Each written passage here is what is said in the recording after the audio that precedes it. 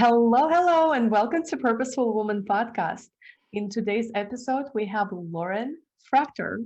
She is a marriage and family therapist who works with teenagers in a high school setting. Lauren is passionate about mental health and encouraging others to honor their strengths and accomplishments. She's an LA native, and her in her free time, she loves to attend concerts, hanging out on the rooftop bars, and spend time by water. Hi, and welcome, Lauren. Hi, Victoria. Thank you for having me on the podcast today. Yes, we had some awesome chat with Lauren the other day, and she has an awesome podcast with such a great mission. And I would love for you to speak more about it and about your story. How did you start it and become a licensed therapist? Yeah, so I'm not licensed yet, and I want to put that as a disclaimer just because I'm almost to the finish line. Family therapist. Yeah, sorry. Yes. But So, you're almost yeah, there. You said you're I'm almost almost there, like 6 months or less. That's the goal. there. But yeah, so my name is Lauren, and I was born and raised in the San Fernando Valley. And I always knew at a young age that I wanted to help other people. I felt this empathic nature inside me. I didn't really have a name for it or a label because I was, a little kid, but I always knew from a young age that I wanted to help others. So, growing up in Southern California, such a blessing to have all this beautiful weather, opportunities. When I was 9 years old, my family moved to Thousand Oaks, California, which is, about 40 minutes north of LA. And then I ended up going to Arizona State University for my undergrad and Cal State Northridge for my master's in counseling with an emphasis in marriage and family therapy. So from a young age, I always wanted to practice psychology. That happened around high school, is when I finally had the label to that feeling I always had inside me since I was a kid. And I took some psych classes in high school, and then I became a psych major at Arizona State University. But yeah, I mean, my story, the reasoning behind why I wanted to be a therapist kind of goes in the other lane. For people who don't know, usually therapists kind of fall into two lanes. They either feel like they, grew up in a more chaotic or interesting household and they want to kind of self-diagnose their own, upbringing, or they grew up in a more stable, more secure household and they want to kind of spread the seed and help other people, and that I fall into that category. So I feel very blessed with my own relationship with my family, and I think that kind of helped me go more toward the path of wanting to be a therapist. So yeah, so I've been working in the therapy field now for a little over 4 years. Like I said, I'm almost licensed. California has a lot of hours that you need to, finish before you can sit for the California licensure exam. And I'm almost there. And, COVID obviously has rocked my world a little bit. But for the past 3 years, I've been at a high school and I've been working with teenagers and I counsel them on a variety of issues, but I'm very passionate about helping adolescents and teens because I kind of see them as like the future generation, and they're really challenging and fun to be with, like to work with, because they'll talk back to you. But I kind of see it as, okay, they're trying to develop their autonomy and that's fun to me. I want a little bit of a challenge, but also I want them to feel like they understand that this is only a phase of their life and it's going to get better after that. So a lot of my work in mental health and as a therapist is basically having to do with honoring and honing in on your strengths and accomplishments. So I do a lot of positive psychology and a lot of strengths-based psychology, so really focusing on the positives. And I started my podcast with my co-host Ryan, who I met in grad school. She's also a therapist. She lives in Connecticut and she's licensed, so she's kind of on a little different path than I am.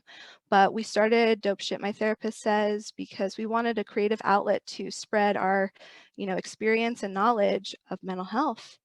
And that's kind of how it started. And we love it. We've been doing it now for over 6 months, and it's been so nice. And we get to connect with, people like you, Victoria, which has been really nice to just create community and connection. And, we're both LA based, so that's also another bonus. But that's kind of a little bit about me and my background. I love it. Okay, so you had such a great journey, and so it just warms my heart to see when therapists and or doctors who is from more of a conventional going to functional medicine and therapists going more of a different therapy way through podcasts because that's what you do, and it's so powerful. I know that it's not that easy and it's not that like fast to start a podcast and find the time for it as you working a full-time job.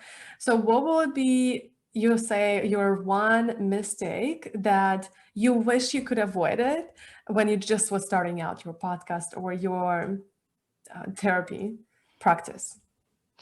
So for the podcasting, we kind of started it at a good time just because COVID kind of pushed it along. We were both kind of feeling stuck. As far as what I wish I would have done different, I wish I would have known more about marketing and networking a long time ago. But as far as, working as a therapist, there's always going to be ups and downs. Sometimes you say something and you can't really take it back when you're in a session. So I've had moments like that. But for the most part, as far as starting the podcast and doing therapy, I mean, you have to find a balance. So finding a balance has been really important for us because we're talking and listening all day, and then we talk some more and re-record. So we have to make sure we're on our best mental game. So there's been times where we've had to re-record or choose another day for recording because it's like too much. Awesome, really great. What would you say your will be a number one advice that you will give to somebody who's just starting out? With podcasting, Mhm. make sure you have a why. They always say have a mission statement, have a why, but it really is important. You have to understand for yourself and for your listeners what is going to be the draw to your podcast and why it's important to you and what you hope to gain from it. Because if you don't have a clear vision, then things can kind of become chaotic. Things can be chaotic. So that's my advice.